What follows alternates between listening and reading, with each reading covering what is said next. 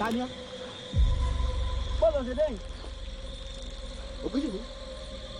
Bashorun.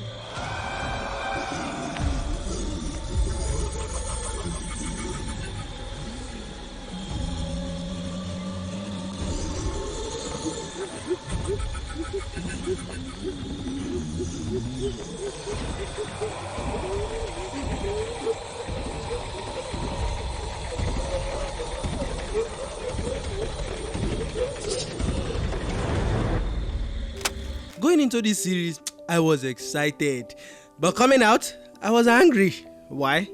Let me sum it up for you first. This season's title is The Ghouls Awakens.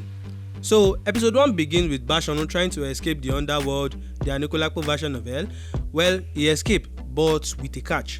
Unlike Saro in the first season, who was able to come back alive after making a deal to kill the people he resurrected, he escaped by jumping through another gate, which burned him and turned him into the mummy. And basically, he can only stay alive by consuming people's souls. And we also get to meet the king's son, who just got back from a long hunting training, which he has been since the movie and the first season of the show, because we've never seen him before. Now, episode 2 begins 3 years ago in Shaki village, when Akin and Rolake arrive to the village to meet Akin's uncle, who will help them start all over after they have been chased away from the other village. He gets a new job as a farmer, and we also see Omawumi, who is being held captive at the other village, with the king hoping that she would get married to Ashiru, his second son. And we also get to find out that Rolake is also 4 months pregnant.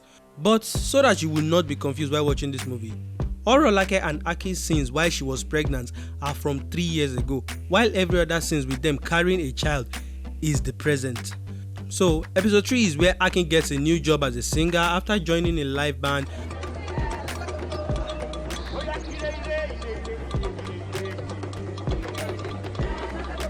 And his wife starts to get jealous of his co-singer Aduni, and also the prince brought his sister to Oyo after the elder king let them go. But after hiding her in the palace for a while, the king caught them after Queen Sukomi went to report to the king. And we also see Latorera with the mirror she exchanged her slaves with, also telling her mother that she has fallen in love with a Portuguese man. Then episode 4 begins with the king telling the prince to return Omaomi back to Ede Kingdom. And we also get to see Akin performing with his new group for the first time, and the group leader Adoni, one fine babe like that, making passes at Akin at night. But Akin was faithful. He comes home, and on the next tour, at the end of the episode, we can see his wife imagining her husband cheating on her. And in this episode, we also see the prince fall in love with a shapeshifter out of all the girls in the village. But at the end of the episode, Bashorun took the prince's soul after a little scuffle. Then episode 5 begins with the king looking for a solution on how to wake his son up. He called on all his chiefs men, and they helped him call Arosoyin, who is very good with his charm. And he told the king the only way to save his son is to buy a life with a life. Technically, Arosoyin wants the king to sacrifice one of his children to save his prince. After that, Queen Sukomi, the only queen with kids in the palace, ran away with her children because of the news. Then Arosoyin told the king he still has a child outside whom he knows nothing about, and if they will use the child, the king must not come face to face with the child, revealing that the child Rolake had belongs to the king from the encounter they had in the first season. And at the end of the episode, Rolake's child was kidnapped by an Agbosela.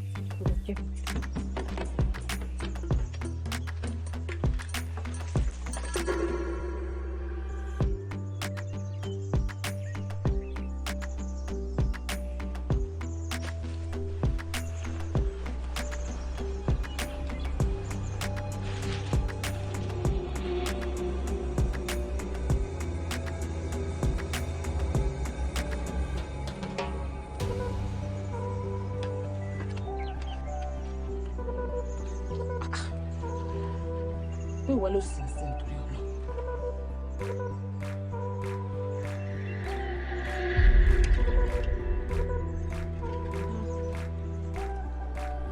Akande! Akande! Ìyẹlẹ́wẹ̀ ọmọ! Ìyẹlẹ́wẹ̀ ọmọ! Aládùúgbò ìgbàjọ́! Aládùúgbò ìgbàjọ́! Aládùúgbò ìgbàjọ́!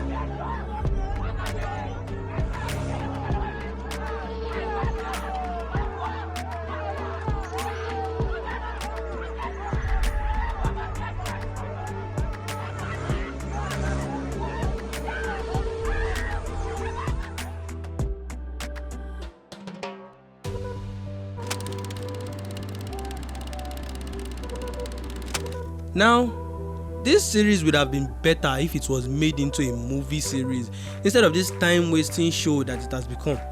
This season was so bad that you can literally watch it at 2x speed and still not miss anything. Unnecessary dialogue, wasting time on scenes, it was just too much. The main point of this whole series is only in episode 1 and episode 5. But to be sincere with each other, this show fell apart the moment Saro's story ended because of the old documentary style the show is being diverted into. Which leads us to one of the big problems I have with this show, which is the fact that Mr. Kunle Afolayan said this show will be bigger than Game of Thrones. I did an interview after the film when I announced that we're going to do this series, and I said, look, this might be bigger than Game of Thrones. And Game of Thrones, out of all the shows, even Clash of Clans is better than this. If the show had stick to its core fictional story of Saro or even Bashorun, it would have been better. Instead, due to the fact that the show is full of main face cast, it literally started telling stories of people we don't even care about. Now, one unnecessary plot which is just absurd is the part where Omaomi, the king's daughter, is being held at Ede Kingdom. And even after the king's son, who was supposed to get married to her, told his father that she can go back to her kingdom since she doesn't like him, and they agreed. Ọmọbìnrin ò ní mi fẹ́. Ẹ̀gbọ́n mi tó nífẹ̀ẹ́ sí ti san láìsí kò sí dẹ́kun àti mọ́ ọ̀sán fọ́ rẹ̀. Bó o gangan lẹ́yìn ṣe fẹ́ kí n fobìn tí ò fẹ́ rí mi látọ̀ sáyà. Which was why the king let her follow her brother back to Oyo, and you see that whole point I just mentioned, it was just thrown and tossed out the window and was never mentioned when her father told her brother to return her back to Ede Kingdom. Why? Another plot hole is the fact that Saro's wife was somehow portrayed to be getting old in the movie towards the ending. So, how did she become young again? Another thing is this. Why is Kiki character changing into a male antelope instead of a female one? I mean, I know it's probably because of the air they wanted to show off, that it's a fine continuity, but this is just an unseen error, or maybe they saw it and decided to leave it. But nevertheless, I will say what is inside my mouth. And also, just to take more time off with the viewers, they started showing us flashbacks of things we already know. But still yet, you the viewers did miss something. We all saw Saro's son, but hope you did not forget the fact that Saro was already a walking dead when he had this boy. So chances are, if the boy gets to grow in the show, he might have powers or maybe not, who knows. And also, at the end of season 1, Saro pleaded with Rolake to help her care for Laterra and his newborn. But those were also thrown out the window. And also, before I forget, in the main movie, Anikulapo, what happens to Saro's child whom his mate gave birth to? Those characters has also been thrown out the window. We don't know. Now, it would be bad if we don't say something nice about this season.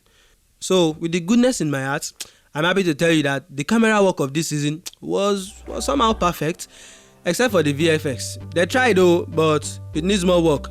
Like Bashorun's eyes showing inside his nose from the other side. The coloring of this show was still held on to. The cinematography is still amazing, and the point is this: the story did not meet the expectations we all needed. But the cast of the show did well. Everyone played their own part almost perfectly. Even the Ghanaian lady did a good job in speaking Yoruba on the movie set for the first time in her life. So it is safe to say that each one of the cast did well. And the music in this show is also good. Yes, we will not hold that back. But all the scenes where Aki sings is just amazing. But I will say this is not to bash the filmmaker or anyone. But the truth is, Anikulapo can never be Game of Thrones. But it can be better if they worked on the story and focused more on the needed characters, not the time passers. But chances are the next season might be worse, since it has already been filmed and finished. But who knows? Maybe this season is just one of those bad seasons of a show. Anyways, like, share and subscribe, and I'll see you on the next one. But anyways, Emi abala majo, Emi abala majo. Ori koto e ko ma ya wala ni. Emi abala, o ya ri oke oke o ti. Ah, ṣe àṣàṣe kó.